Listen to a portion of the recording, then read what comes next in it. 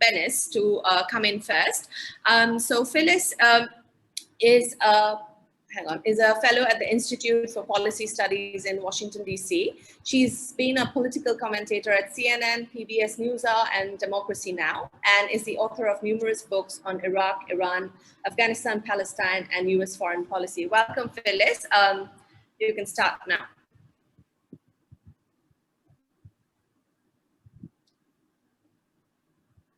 Where is Phyllis? Phyllis, can you hear us? Sorry, I was muted. Yeah, cool. All right. No, I'm very glad to be with you all today. Thank you to the Stop the War folks. It's great to be back in London virtually, given all that we've all collectively figured out about how to work together over these last 18 months or so. It's always good to have old friends and new friends together at these moments when war is continuing to rage, even at the moments when it is ostensibly being ended.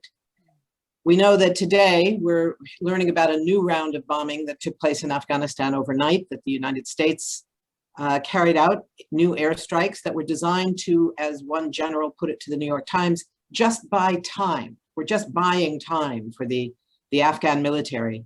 And of course, that buying of time is purchased at the cost of Afghan civilian lives, as has been the case for so long. The US war in Afghanistan that began on October 7th, 2001, less than 3 weeks after the attacks on 9/11 that it was ostensibly designed to respond to, has always been a transactional war. It has always been about US interests, for sure, interests involving pipelines and mining and location, strategic location, but not in the context of real strategic value. This war was a preparation for the war to come in Iraq. And again, the price has always been paid by Afghans, not by people in this country. People in this country did pay about $2 trillion so far for the war in Afghanistan. Things like $20 billion in 1 year to pay for air conditioning for US soldiers, for instance. But the overwhelming price has been paid by Afghans. The price in civilian lives, the price in lives destroyed, the price to the earth, to the land, social connections that were shredded across Afghan society.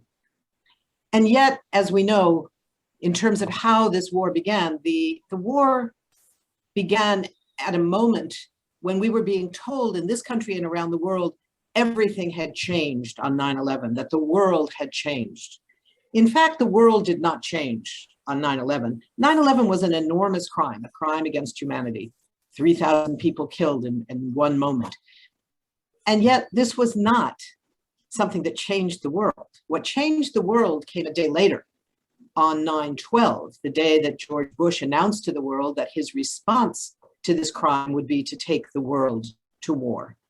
And that war, what he first called the global war on terror, has been an extraordinary failure. It failed to, quote, end terrorism around the world. It failed to bring democracy to Afghanistan. It failed to produce women's rights, human rights across Afghanistan. What it did not fail to do was to set the stage for an even greater war, a more destructive war in Iraq. The Afghanistan papers that were made up of a huge trough of information coming directly from the Pentagon that had been leaked to a host of news organizations around the world, starting with the Washington Post, made very clear the lies, just like Vietnam, just like Iraq, that the lies that had gone into the justifications for this war, the evidence that was hid, the evidence that this war was unwinnable from the beginning, that was known by every general leading this war. All of that was exposed in a very public way. But when did that happen? That happened in December of 2019. And just a couple of weeks later, the pandemic took over the attention of the world, and the focus on the Afghanistan papers was very, very short-lived as a result. Even the name, George Bush's global war on terror, morphed into what's now called the forever wars. Barack Obama, who had said memorably that he would end the dumb war in Iraq, had made very clear that he intended to maintain the war in Afghanistan, as he did. He called it, he gave it the very anodyne name of overseas contingency operations, right? It sounds like global firefighters bringing kittens out of trees or some such thing. And now it's known as the forever wars. And we're going to end the forever wars, we hear from President Biden, by withdrawing ground troops. We heard that as well from President Obama, until he decided, actually, no, instead, I think we will send more troops. And of course, in his first year, he sent 47,000 more troops to Afghanistan. And by 2011, while ground troops began to be pulled back, the nature of the war shifted. It shifted to become an air war. And with an air war, civilian casualties massively escalated. And yet US military casualties dropped to almost nothing. And when there are no US military casualties, United States media drops to nothing. So the war continued, Afghans continued to die year after year after year after year, with very little attention coming from anywhere in the world. What we're seeing now is that there is a withdrawal underway. The small number of US and allied ground troops are being withdrawn. That does not end the war. It does end at some point, not yet, clearly, but at some point it will end the US role in this war.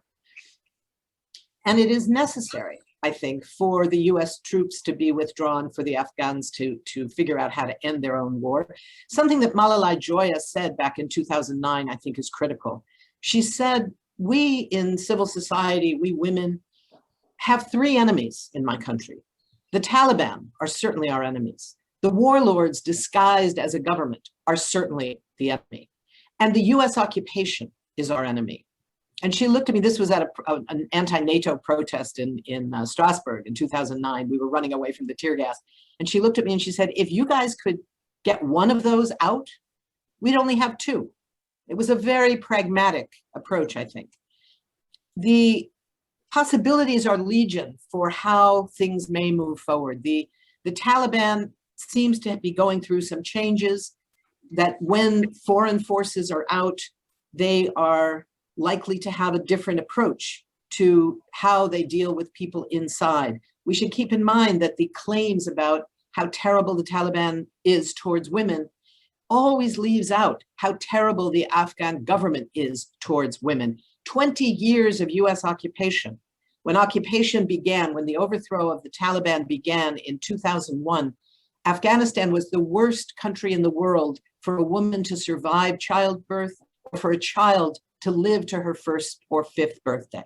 Today, after 20 years of US occupation, Afghanistan is still the worst place in the world for a child to be born and think she could live to her first or fifth birthday. It's no longer the very worst place for a woman to survive childbirth. It's number 9 out of 190 countries. It's almost as bad. So this is what we are now looking at. I know I have only a moment left, and I want to just say that I think we have to come to the understanding that there never was a military solution to the complicated challenges facing the people of Afghanistan. Their own issues of human rights, their own need to rebuild their own country as they saw it, not in the image of the United States with the kind of government that was imposed on Afghanistan. The new militias that we're seeing rising just in the last 2 weeks are an absolute mimic of the militias that fought in the 1990s with the Taliban and then against the Taliban. And all of these militias, as Malalai taught us years ago, are very much the enemies of civil society, of women, of democratic forces inside Afghanistan. Getting rid of the US and British and NATO troops is a critical faction, a critical thing that has to happen. It's critical that we end the air war that has taken over from the ground troops. The air wars that will no longer be based in Afghanistan, but will be based maybe in Qatar, maybe somewhere else, but they will manage to fly, to drop more bombs. That will not mean an end to the war. That will not mean an end to the civilian casualties. There is no military solution. And while we now know there has been an enormous shift in political opinion, particularly in the United States, where we had 80% support for the war within a week of the US going to war 20 years ago, we now have 76% of the population saying all troops should be withdrawn. But people still are not thinking enough about what that leaves behind. The planes, the drones that are continuing to kill Afghan civilians. That's the continuation of our job. That's the continuation of those of us who fought against this war from day one, as did Stop the War. This is the new reality. The United States has spent 20 years supporting a corrupt and incompetent government, an army incapable. Phyllis, and yeah, I have to. Yeah, am I out? Yeah. You can. Let me just say one last line, and that is sure. that there is a reason that Afghanistan has for so long been called the graveyard of empires. It's not because Afghan soldiers are not good fighters. It's because right now, what we see is that they have nothing that they are fighting for. That's part of our job. Mention Pakistan. Pakistan is the culprit. Everything is Pakistan. Pakistan is.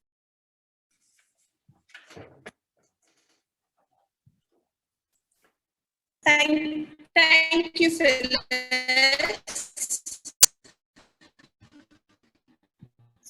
Sorry.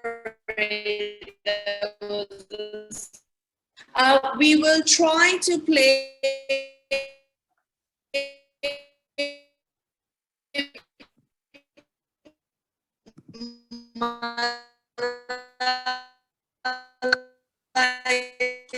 Yeah, I can't hear it. It's very bad. I send my utmost regards and thanks to the Stop the War Coalition for giving me the opportunity to deliver my message on behalf of suffering into this event. So just bear with me for a second, and my colleague will try to play her video once again. Hello to everyone. My name is Malala Juya. I am from Afghanistan. I extend my utmost regards and thanks to the Stop the War Coalition for giving me the opportunity to deliver my message on behalf of the suffering people of Afghanistan into this event. Dear friends, Afghanistan is in a very critical time. From one end, COVID-19 is awfully impacting the life of our people. But from another end, after 2 decades of the war, distraction, and massacres of hundreds of thousands of Afghan civilians, the US administration signed a so-called peace agreement with the Taliban. The so-called peace which the White House is talking about is a big lie to put dust on the eyes of the US public and people around the world. This brutal war is far from over because a sinister dealing with a savage terrorist group armed and supported by foreign intelligence agencies will never bring peace. I strongly believe peace without justice is meaningless. Giving amnesty and sharing power with the most inhuman, dark-minded group proves that US have inseparable bond with its lackeys, even give international recognition to these bloodthirsty terrorists. The result of this so-called peace will be more dangerous than the war. It's clear that the misogynist Taliban will come in power. The situation of women will become more disaster and more bloody. Women is still there suffering of different kind of human rights violations. Rape, stoning to date, prosecution, beating women publicly by lashes, forced marriages, child bride, acid attacks, burning the girls' school, cut the nose and ears of the woman, self-immolation, domestic violence, and many other violence against women is skyrocketing. Recently in Samangan province too, teenager girls, 14 and 15 years old, have been raped in front of their mothers.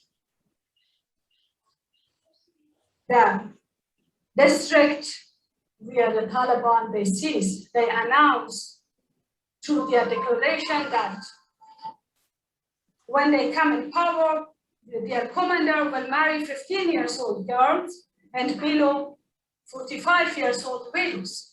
Only this true example is enough to show that the misogynist nature of the terrorist Taliban never changed.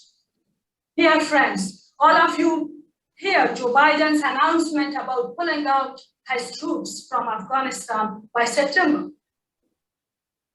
I hope the occupiers leave Afghanistan as soon as possible. I have repeatedly called for the foreign occupiers to leave our country. No nation can give liberation to another nation. Only the nation can liberate themselves. In the past 20 years, the US has killed around 1 million Afghans directly or indirectly. It has dropped the mothers of all bombs, used cluster bomb and white phosphorus, created a mafia and corrupted the economy. It has polluted our environment and made the country the drug capital of the world. Tens of thousands of Afghan people become orphans, widows, disabled. Unfortunately, Nato followed the footsteps of the US. The wave of asylum seekers itself is another strong evidence of the wrong policy of the US and NATO. They added more to the problems and miseries of Afghan people. It has been proved for our people that the slogan of the so-called war on terror was the biggest lie of the century.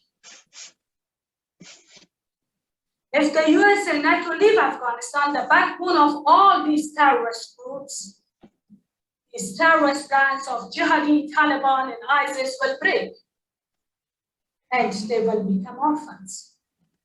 I hope they will take their terrorist brands with them when they leave.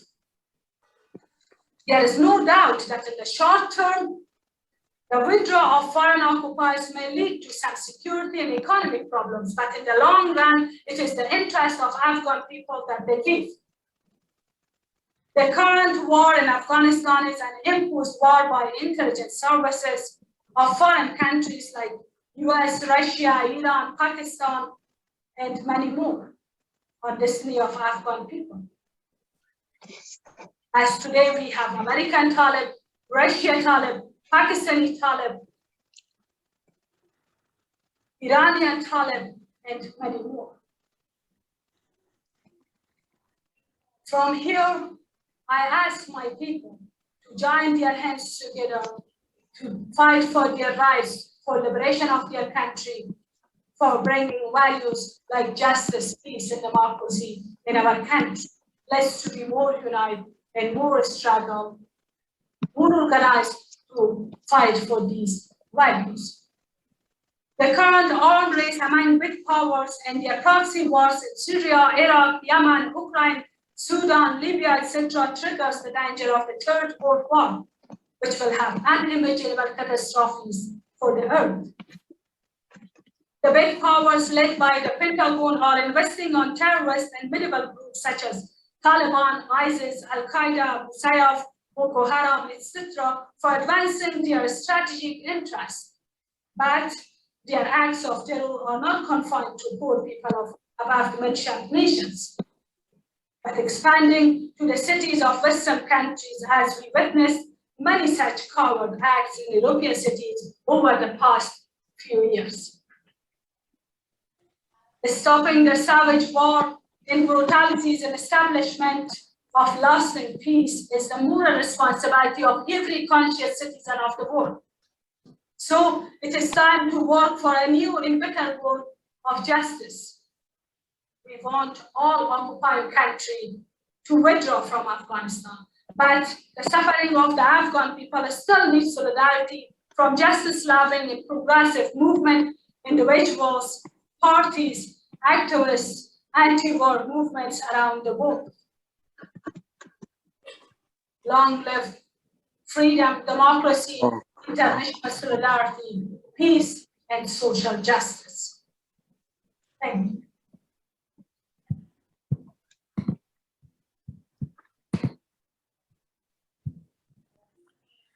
That was fascinating.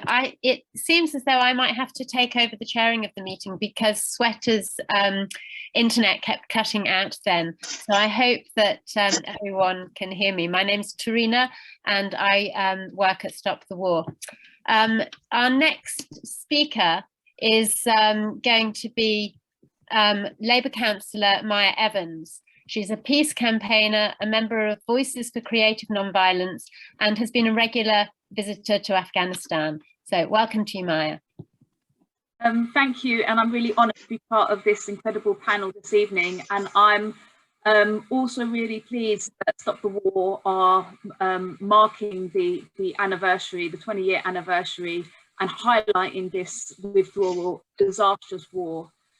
So I've been up to Afghanistan 10 times over roughly the last 10 years, and I have been working in solidarity with mainly youth peace activists in Kabul. And so a lot of what I will talk about tonight is a reflection of some of the visits that I've made to Afghanistan and the accounts that some of my friends tell me about. I'd just like to reflect before I start on this 20-year war, which has actually been 40 years of conflict and violence in Afghanistan, because of course, remembering that the Russians invaded in 1979 and it's just been destabilized ever since. But to summarize the last 20 years of US and NATO occupation is to say that it's basically chaos and disaster. The situation hasn't improved for people in Afghanistan. If anything, the situation has greatly worsened. So over the last 20 years, if we remember a month after 9/11, the US invaded Afghanistan. They invaded with the promise to topple the Taliban, to liberate Afghan women, and to capture bin Laden. 20 years later, US and NATO had installed a puppet government. So a lot of the people in the Afghan government today are warlords with blood on their hands from the civil war in the 90s. Women have not been included in the peace negotiations that have been taking place over the last 2 years in Doha. And it took the US actually 10 years to locate bin Laden, who was hiding out in Pakistan, and to assassinate him there. So the peace talks in Doha the last 2 years, which have included the Taliban and US Special Envoy, have been, I would say, pretty disingenuous, because throughout the peace talks, the Taliban have been carrying out attacks on civilian buildings, on bazaars, schools, hospitals, and the US have also been carrying out airstrikes. And as we know from the news, these violent attacks on both sides are only intensifying with the withdrawal. So we know that the US are still carrying out airstrikes and the Taliban are still carrying out attacks on civilian buildings.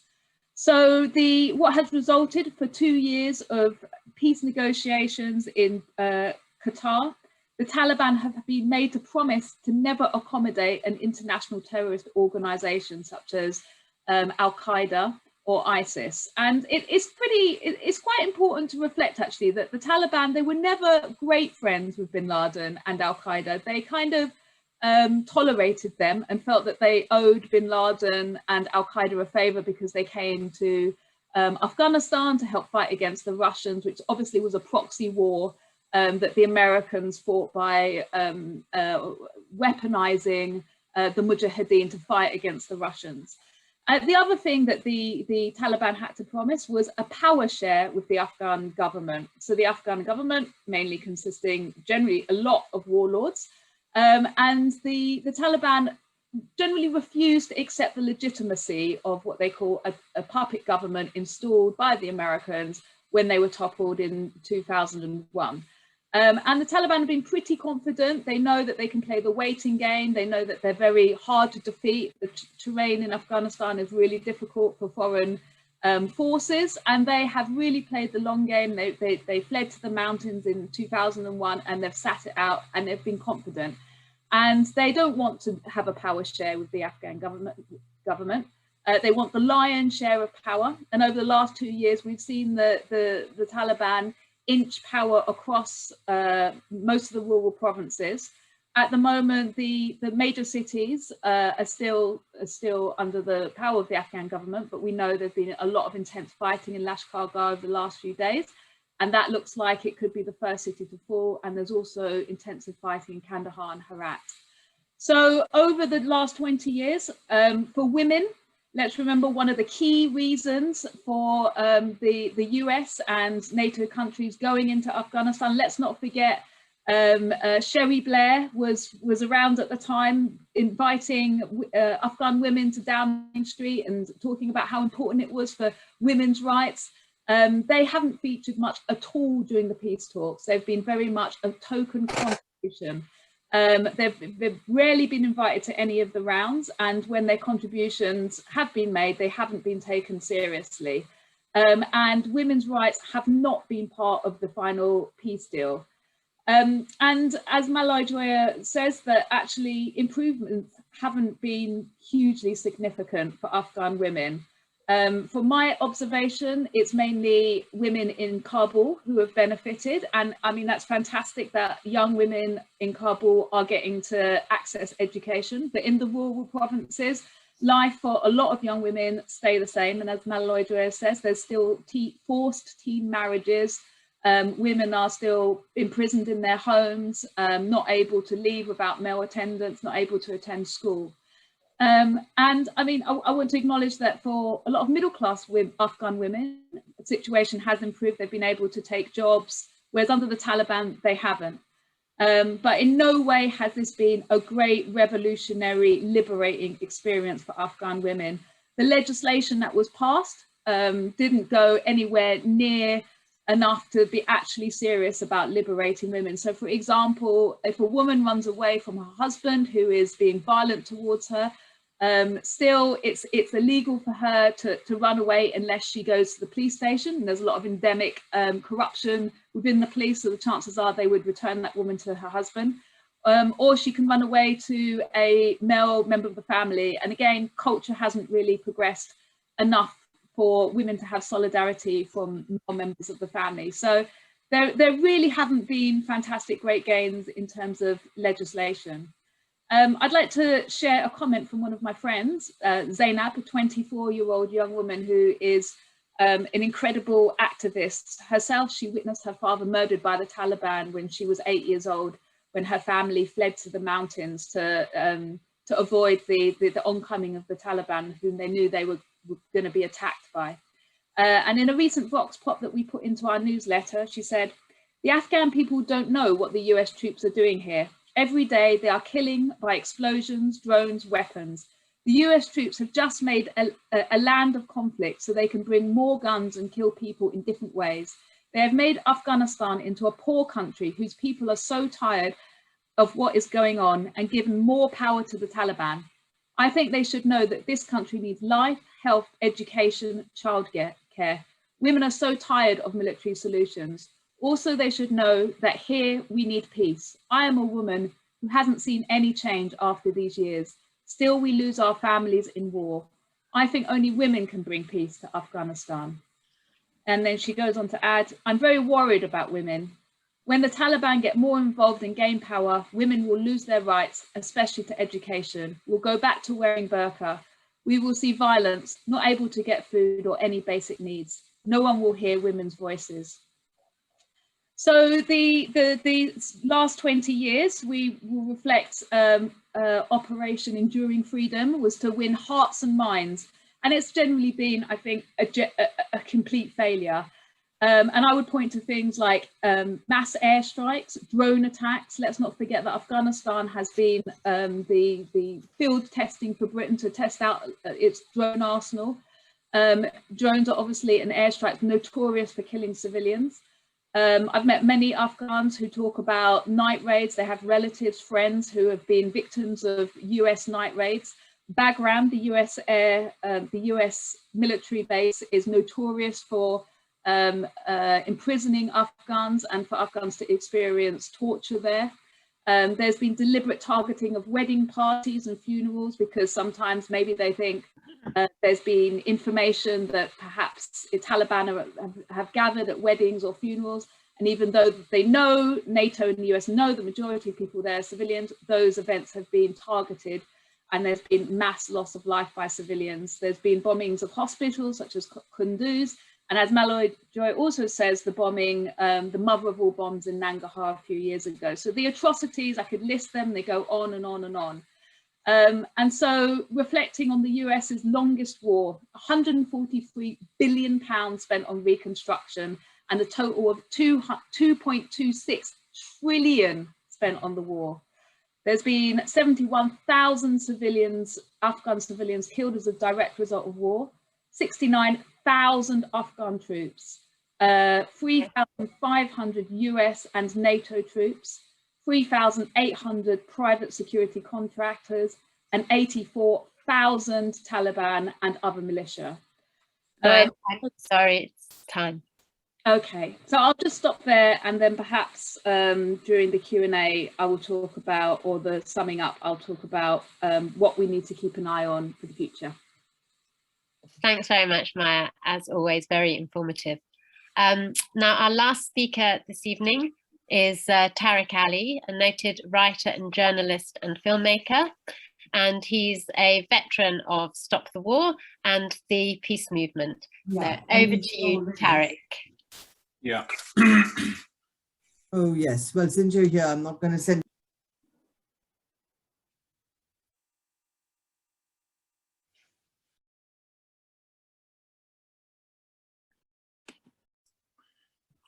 You're muted. Oh, you're unmuted. Can you not hear me? Yeah, we can hear you now, Tarik. Okay, fine. Well, I agree with much that has been said by Maya and by Phyllis before her. I don't think there's any doubt whatsoever that this last occupation of Afghanistan has been a complete and utter disaster. People have known it for a long time. We've campaigned against it. And it's been a disaster regardless of what the Taliban do and they don't do. Because 20 years is a long time to occupy a country. And at the end of that occupation, as you have nothing now, you've sort of destroyed so much infrastructure that all you can do is leave. But the balance sheet in relation to the people of that country is appalling. Within 20 years, you could have built literally dozens and dozens of hospitals in every major city or small town in the country. You could have created an education system for young boys and girls, provided teachers, built teachers' training colleges. I mean, the liberation of women was always a cynical ploy by the wives of politicians who were making war, that Afghanistan was going to be the country where we were going to see the first imperialist war for women's liberation. I mean, just think about it. Where have they ever done that in any country of the world, leave alone Afghanistan? But that was very few people believed or took that seriously, apart from some NGOs, well-meaning NGOs. It was never a serious proposition by the United States or Britain or the other NATO countries that went to intervene there. So why did they intervene? They said, and now it's public, as Phyllis was pointing out, it was a war of revenge. They had to do something after 9/11. Most of the terrorists who attacked the United States in September 2001 were Saudi Arabians or Egyptians. There wasn't a single Afghan amongst them. So if it was to be a war of revenge, why target this unfortunate poor country, which had already been engaged in violence since the Soviets mistakenly entered the country to try and save a radical government? A big, big mistake, as I pointed out at the time. And the reason it was a mistake was because precisely it gave the United States a green light to come and do what they want, which they did. They created the fundamentalist groups, they armed them without the support of Pakistan and the United States. The Taliban would never have come into existence, leave alone actually taken the country after the remnants of the radical government were thrown out and defeated militarily. So, you know, what you reap, you sow. And the notion that the Americans ever thought that they could now fight these guys who they'd put in power, who they'd trained, who they'd armed, who were being sustained by the Pakistani military, and that they could defeat them was crazy, because the links between the Pakistani military and the Taliban have been incredibly close since the Taliban came into existence. Without the Pakistani military, there is very little the Taliban could do on their own. They have, since the American occupation, developed support independently of Pakistan. And this we shouldn't forget, since they were the only group resisting fighting the occupation in whatever way. They did it and were seen as such by sections of the Pashtun population. And I have to say this, that there would be more hope of dealing with some of the atrocities of the Taliban, more hope if any secular group and any political current had fought and also tried to take on the Western occupation of their country. None of them did. Many collaborated with the United States, which is a huge problem, and quite a few defended this occupation, including many veteran members of the PDPA, the equivalent of the old Afghan Communist Party. So that has been a huge problem, that there's been no secular resistance whatsoever to the American and NATO occupation. So what is going to happen now? I think what is likely to happen is this. The United States will use their air power as a thing to just, you know, make their presence felt, and they will bomb whenever they feel to do, you know, make themselves heard, as the Israelis do in Palestine, as Biden has just done in Somalia, as the United States have done consistently in Iraq, carrying it on in Syria. Why should Afghanistan be any different? The one reason it could become different, and this is not been discussed seriously as yet, but last week, or 10 days ago, a senior Taliban delegation went to Beijing to say to the Chinese, gave them a very strong statement to say we will not tolerate any destabilization of China in our country, or allow Afghanistan to be used as a base by extra-governmental actors to attack any country. They've said the same thing to the United States. They've now said it to the Chinese. The difference is this: China is now a very big player in that region. Economically, politically, militarily, they haven't intervened, and let's hope they never do. But the civil war, which some people are predicting, would only take place if Iran decided that is what it wanted to do to stop the Taliban taking power, which they will very rapidly, within a few months, I would predict. But because Beijing has good relations with Iran and are now developing relations with the Taliban, it could actually intervene constructively to tell both sides a civil war is impermissible, because it will bring back chaos, it will affect your economies, etc., etc. And that would stop the Shia-Sunni fights, the Pashtun versus the Hazaras in that country. So let's see what happens. I have no hope in the Northern Alliance. These are people who sell their souls, and it's a question of who will offer them more money, not to, you know, start fighting. Whether if the Chinese can do it, great.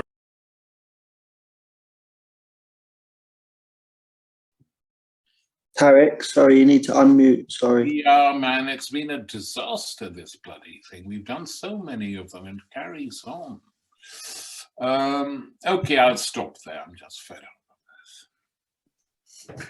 Okay, sorry about that, Tarik. I'm not sure how you became muted.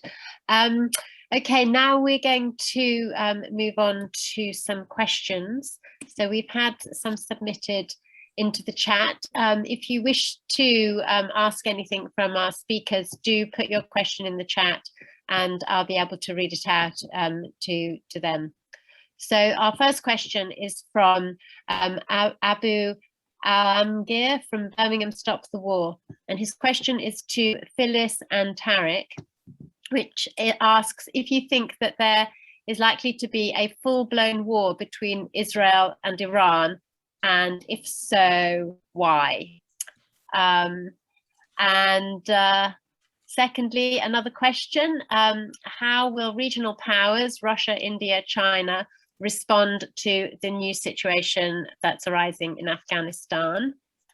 And a third question is, will the Western powers, do you think the Western powers will be drawn back into Afghanistan? So if we start with those three questions and then we can take a second round. I don't know who wants to go first. Phyllis, would you like to go first? Sure. I think I'm not going to get into the Israel-Iran question. We're really trying to keep the focus today on Afghanistan. My quick answer to that is no, I don't think there's going to be a full-scale war.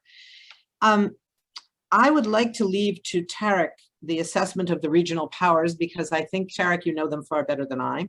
But I would take on the issue about the role of the Western powers. I think that this is going to be a very difficult and 2 steps forward, 1.5 steps back, 3 steps forward, 5 steps back kind of withdrawal. I think we're seeing that yesterday and today with this new level of airstrikes against Afghanistan that the US itself calls buying time. They're going to continue to try to buy time. They're already setting up air bases in Qatar and elsewhere in the region to be able to continue to launch airstrikes against Afghanistan. They, of course, will also do that using drones, which are managed out of Nevada, a state in the United States, you know, near Las Vegas. They can drop bombs on Afghan wedding parties and be home in time for dinner, these drone pilots. No one has to be in the area. It will be a little more complicated. They'll have to have in-air refueling, that sort of thing, but the US is very good at that sort of technological arrangement here. So I think that we are going to see an effort. It will be very similar, I'm afraid, to what was talked about in Vietnam as having a decent interval. That was the term that was used between the time that US troops on the ground are withdrawn and the time that the puppet government that those troops were supporting finally collapses. It was thought at the time of Vietnam that 6 months to a year would be an appropriate interval, a decent interval, where the US would not have to acknowledge that it was responsible for the collapse of its puppet. I think here it will be a shorter time than that, but I think that we will see efforts to keep some shell of a structure alive so that there can be the illusion that the US-backed government, that the US picked up, put in a box, dropped off in Kabul and said, zap, you're now a government, based on the assumptions of what the United States thought a government in Afghanistan should look like. Some illusion that that can remain even while the Taliban emerges as the dominant power. I don't think it's going to even necessarily try to take full power. But I would just say one last thing, which is that I think it's important that we recognize that 20 years is a long time for the Taliban as well as for everyone else in Afghanistan and for us. It's a long time and things change. There's a new generation in the Taliban. And while those negotiators who have been living outside, living whether in Qatar, living somewhere else in this period, living in Pakistan, may not have changed anything. There's a new generation in the Taliban that have grown up in this last 20 years, have seen the impact of war on their families, because we have to remember these are Afghans. You know, unlike some of the other components of the so-called global war on terror, the Afghanistan version of that global war has been characterized much more in this era by it being an Afghan war itself, rather than having huge numbers of people coming in other than the Western powers. On the other side, we didn't see huge numbers fighting back. And what that means, I think, is that there has been a change. People I know who have spent a lot of time in Afghanistan talk of seeing negotiations that succeed at the village level, at the rural level, where 75% of Afghans live. Negotiations between local religious leaders, local tribal leaders, and Taliban officials on questions of things like girls' education, healthcare, etc. So those changes are underway. I think we won't see them while this war continues until there's a clearer sense of who's in power. But once the Taliban, and I agree with Tarik, that's likely to happen quite soon, once it's clearer that they are in power, I think we will see a very different version in many ways than we have seen in the past. I hope Phyllis is right. These things have a logic of their own. And I think given what has happened over the last 20 years, for instance, the emergence of China as a huge economic superpower, which is capable of building, rehauling, overhauling infrastructures, which the US has only just now begun to do in its own country, leave alone anywhere else in the world. We will see what happens, but have no doubt about it, that the Pakistani military do see this as a tremendous triumph for their strategy. And their strategy was quite clever, I mean, obvious, but, you know, they didn't make any fool. The minute the US went into Afghanistan in October 2001, the Pakistanis told the Taliban government, do not resist, full stop. Shave your beards, come over to Pakistan, go into the mountains, do not resist, and bide your time. But they knew perfectly well that a Western occupation in Afghanistan would sooner or later create the conditions for rebuilding guerrilla-style organizations and sending them into, you know, take on the occupying power as best they could, which is exactly what happened. Last week, Imran Khan, the Prime Minister of Pakistan, actually said on television that the Western powers and the Americans, he said, he targeted the Americans, and correctly so, and said they've made a huge mess. They've really messed up Afghanistan. To punish him for that, he didn't get the expected phone call from Biden, which is, you know, the subject of quite a lot of humor in Pakistan at the moment. Meanwhile, a Pakistani military delegation arrived in Washington a few days ago, and to meet with the Pentagon. I think that's what they intended, because Pakistan is crucial now for what happens in Afghanistan. It's the most important power. And the head of the ISI, who is normally a careful guy, said, you know, we don't want to upset anyone, and if Imran, our prime minister, has upset you, don't worry too much about it. You know, people say things. But he said, in any case, we have we are not totally dependent on you. We have another iron brother, as he put it, in the region, and that is China. And that China is going to play a key role.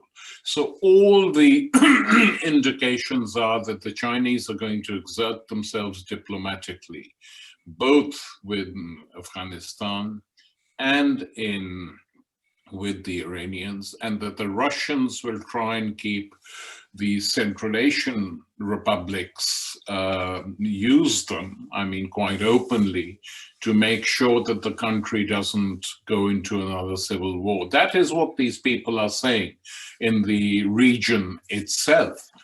However, if the United States think that random bombing attacks, random killings of civilians, random destruction of buildings can go on indefinitely, then they will pay a price, not directly, but their puppets will pay a heavy price.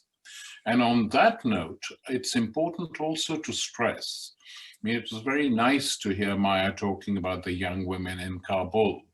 And I'm glad, you know, the NGOs have been helping them and all that. But I fear for them, I will be blunt. And I think the West should do this automatically. That when they decide to wage war on a country in Africa or in the Middle East or in West Asia and kill large numbers of people and install puppet regimes of one sort or another and create a refugee crisis, then while making war, they should factor that in, that, okay, Syria, war in Syria, Merkel, the German chancellor, created a shock and horror situation by saying we'll take 1 million Syrian refugees, which also led, by the way, to a huge growth of the far right in Germany, but that's another question. But I would have thought that at least 500,000 to 1 million Afghan refugees should be catered for by these NATO countries, which have been waging war and making all sorts of extravagant promises. Britain and the United States in particular should take the lion's share of refugees and offer asylum already so they don't have to flee in a way where they can be targeted and killed. And that is the price you have to pay for war. And that is the price which has been paid in other wars. There was a huge migration from Vietnam, from Korea, which created large populations in that country. The Cuban exiles took over Miami, more or less, etc. I'm not saying that everyone who flees is like that, but in Afghanistan in particular, there's some very good people who've been doing good things, Afghan people, and they have to be protected and they have to be given asylum. Thank you, Tarik. I'm going to ask Maya to come in now, and I have a question as well that's been directly addressed to you, Maya, so I'll ask that as well. If you want to come back on the other questions that I gave earlier, then of course do so. So this one is, what is the impact of the withdrawal of the US and NATO troops going to be on the drugs trade? What are your thoughts on that? So over to you, Maya. Okay, thank you so much. I don't think the US are going to be genuinely withdrawing from Afghanistan. There will be, as the other speakers have said, a continued use of drone warfare. So the thing about drones is that the US and the UK have been flying them in various conflict zones around the world when we're not technically at war with those countries. And that will be the case in Afghanistan. And for geopolitical reasons, Afghanistan is too important for the US to walk away from. That we have to remember that there's over $1 trillion worth of natural materials, precious rare earth metals in Afghanistan. So that's one reason there'll be, you know, international corporations wanting to mine in those countries. And another reason, as Tarik has been talking about, Afghanistan borders China and Iran. So strategically, it's a key country, especially for the US. So they will not be entirely withdrawing. They will be using drone strikes and aerial bombing as a leverage with the Taliban in order to get what they want, and in order to keep hold of their strategic positioning. And they may even also use aid if aid is, I think aid will continue to be sent to Afghanistan. And so those will be the key leverages, in the same way there've been pieces during the peace talks. That's what the US have been using to leverage with the Taliban. And I agree with Phyllis around, perhaps there is some hope that the Taliban, they have changed over the last 20 years. And it's important to bear in mind that around 65% of the population is under the age of 25. And so the internet in the last 20 years has just expanded in ways nobody could ever imagine. So there has been this huge exposure to the rest of the world that young people, especially through mobile phones, have been able to absorb. And I think with all the younger generation who have managed to go to school, especially in Kabul, the young women that I've met are fearless and they know what's coming. So in the 90s, people were unsure of the Taliban, they were unknown quantity, and people thought, well, let's give them a try, maybe this is stability. But now people know, they have vivid memories of those dark days, and women especially are not willing to go back to that. So that there is hope that this younger generation who I've worked with, who I know, and who are engaged with a lot of really meaningful grassroots projects, such as the youth group that I work with. They run street kids schools and they equip people with solar pots, and run peace education for street kids, all this sort of stuff.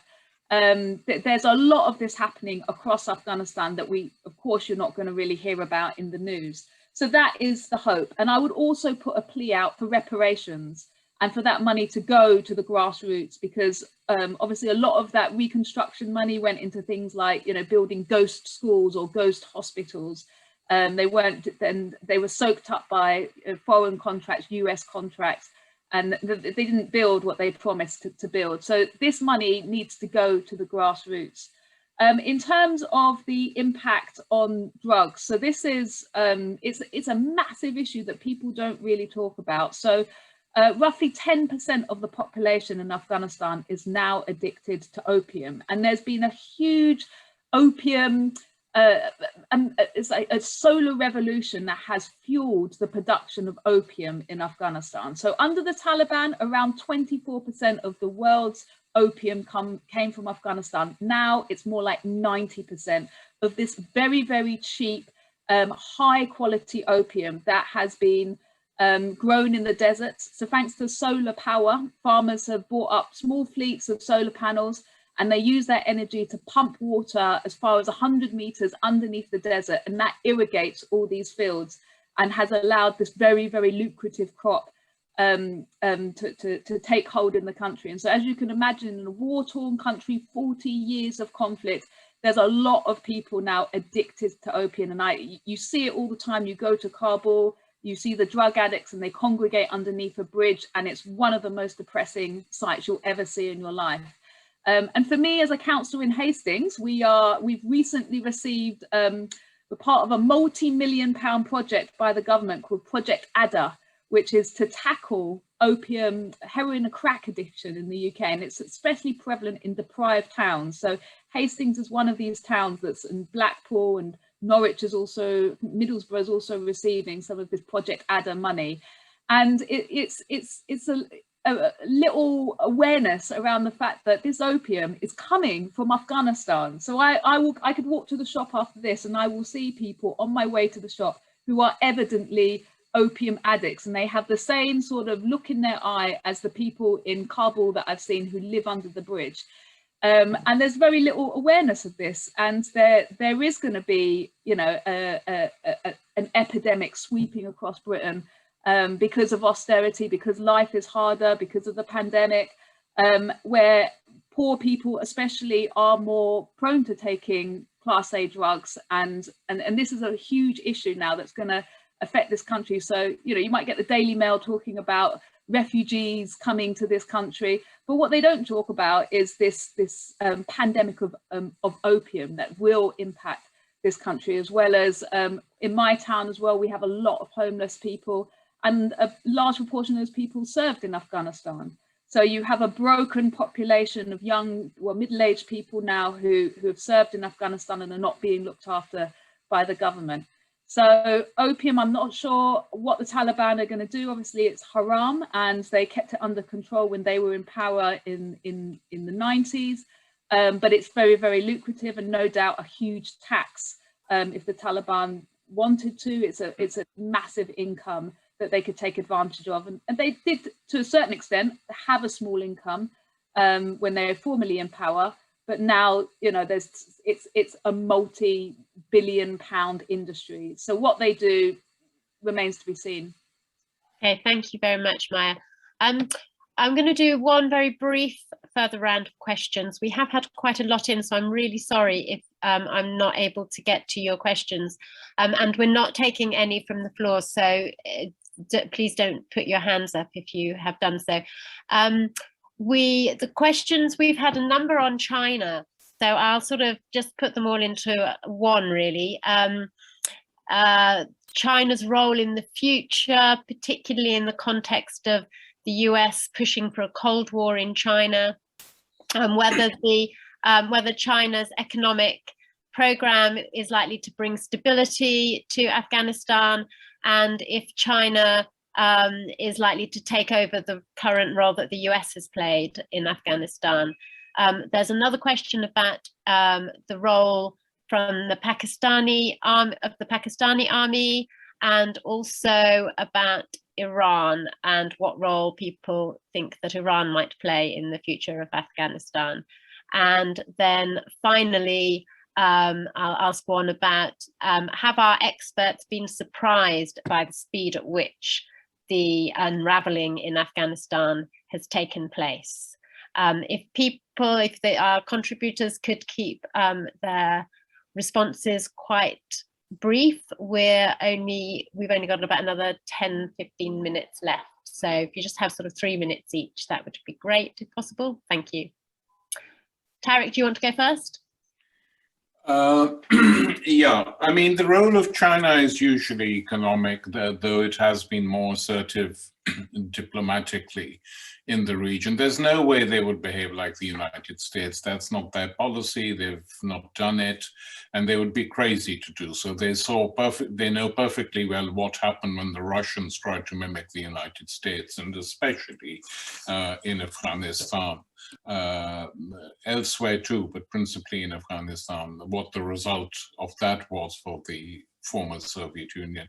The Chinese won't do it. What the Chinese will do is develop friendly relations, give economic aid, but they won't just give the aid. They will want guarantees that at some stage they will be paid back. They will build infrastructure, like, for instance, in the port of Gwadar on the Balochistan coast, Makran in Pakistan, a whole town has been built by the Chinese, run by the Chinese, and the US are very hostile to it. It's an alternative terminal for oil and trade in general, very modern city. Because they didn't want to be dependent on the Gulf states, which the United States controls. So the Chinese will play their own thing, and I think it's not in their interest at all to have Afghanistan destabilized. They are worried, genuinely worried, about the situation in Xinjiang, and they don't want any terrorist links, certainly, to be established between groups still in Afghanistan and their own sort of dissident citizens. So I think that's as far as China is concerned. As far as Pakistan is concerned, they will play a big role. I mean, they know that. They used to talk of the importance of having Afghanistan for strategic depth vis-a-vis India. That was always baloney, in my opinion. I mean, it didn't give them much strategic depth. But already the Indian government has been forced to have, because knowing what's happening in Afghanistan, the Indian government actually had a meeting with all the Kashmiri leaders they'd locked up and arrested to try and show Pakistan that we want to be conciliatory. So, but without Pakistan's support, direct and indirect, I think the Taliban government will face difficulties. And since Pakistan has been effectively guiding the Taliban for the last 20 years, it'll probably carry on, not to the same in the same sort of intense way, but it will probably carry on in some way. Iran, we will see. But the Iranians, of course, it's worth reminding ourselves, supported the US intervention in Afghanistan, because the Taliban treated them as their big enemy because they were Shia Muslims. And that left a very unpleasant experience on both sides. The Taliban said, you back the West. You pretend to be anti-imperialist. You back the West in Iraq. You backed it in Afghanistan, to which the Iranians had no reply because it was true in both cases. So, however, there have been changes and shifts on that too. And the Iranians will defend their own interests, and the Iranian interests today are not to pick up fights with people who they could be friendly with. There have been some talks between the Iranian regime and the Taliban, and these, let's hope, will continue. If China plays a major role, it will certainly do everything in its power to ensure that the Iranians and the Afghans don't fight each other. Thank you, Tarik. If I ask Phyllis to come in, and then we'll go to Maya. Thank you. Thanks. I would agree with everything that Tarik was saying. I think on the question of Iran, with the new government coming in, the urgency for the Iranian government right now is less about their diplomatic positioning, except when in an emergency, which the situation in Afghanistan may present to them very quickly, but is more on the economic front. They are desperately eager to get sanctions lifted. And that, as we're seeing, is not going to be easy. The US position is remaining very firm, and particularly with this continuing escalation of anti-China, not only rhetoric, but actions. There's a new naval exercise that just is being launched that's going to be the biggest in several years, a global military exercise by the United States designed to show that it still remains the sole global military power, challenging China in a very direct way. That's quite dangerous. So I think that our role as activists in the US and elsewhere needs to be very, very focused on this question of preventing further escalation between the US and China. I also want to just end with one other point coming off of something very important that Maya referenced, which is this issue of reparations. The US owes an enormous debt to the people of Afghanistan. The destruction has been massive. And how that happens is not only the problem of the legacy of corruption and the ghost hospitals and ghost schools, all of this just direct corruption into US contractors, US generals, who knows how far it goes, as well as to the Afghan government's own corruption. So we owe an enormous debt of reparations, of compensation, but it's not going to be easy, even beyond the political challenge of getting money. How to make it available to people is going to be hard. We know it should not be directed to the Afghan government.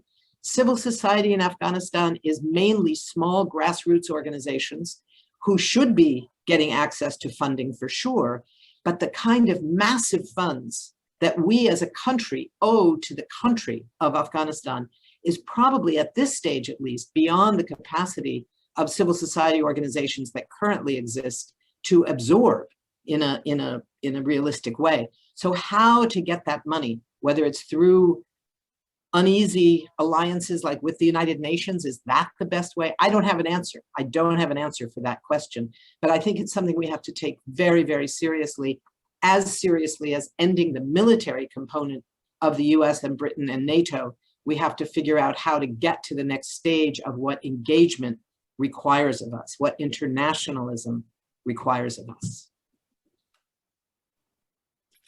Okay, thank you. Maya, do you want to say a couple of words? Yeah, thank you. I agree with what's been said by the other speakers. Am I surprised by the speed of the unraveling of the situation over the last few months? No, not at all. It's been inevitable. It's been what everyone has talked about. Whenever I've made visits over the last 10 years, people always talk about the withdrawal, what shape it will take. People have known that the Taliban will take power back. So I think what we're seeing now is I'm pretty well, I'm not that shocked, but I'm disappointed that there's still airstrikes by the US taking place. but it's no surprise. And I think for Afghans, they're expecting a period of civil war. For my friends who I'm in contact with via sort of WhatsApp and things like that, they are talking about leaving the country. So there's going to be a huge influx of refugees globally from Afghanistan, and that's a huge concern.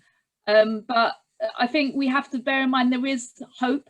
As I said, there is this younger generation who are really dedicated to staying in the country. A lot of my friends, they could leave, but they're saying no, we're going to stay, and we're here. We're going to help fight, fight for peace, non-violence in Afghanistan. And there's also the diaspora living across the world, and they are now turning back and looking at what they can do to help Afghanistan. So as Phyllis says, reparations, a huge amount of reparations are due to the Afghan people. So it's our duty in this country to campaign, to lobby, to pressurize our government to fulfill that responsibility that they have to the Afghan people after 20 years of that involvement of destabilizing another country. So it's not completely negative for Afghanistan. It's a nation of strong and dignified people, and given half the chance, I think a recovery for the country is possible. Thank you, Maya. That's a very great and positive note to end on, actually. I would like to thank so much all three speakers for being with us this evening, and also for Malalai for her pre-record that she was able to do from Afghanistan, and also to thank Sweta in India, who had problems with her internet connection. So sorry, Sweta, that you weren't able to share this this evening. We did have one final question, which I can probably answer myself, which was, how should we keep up the pressure to stop further interventions? And the answer is join Stop the War. So if you are not a member, please join now. And finally, before everybody goes, and thank you very much for coming this evening, do keep an eye out for our upcoming anniversary events. We've got one on the 18th of September at Conway Hall. Tickets are on sale at the moment, and also we are having a very exciting exhibition at Beaux Arts Gallery, which will run from the 8th of September for just under 2 weeks.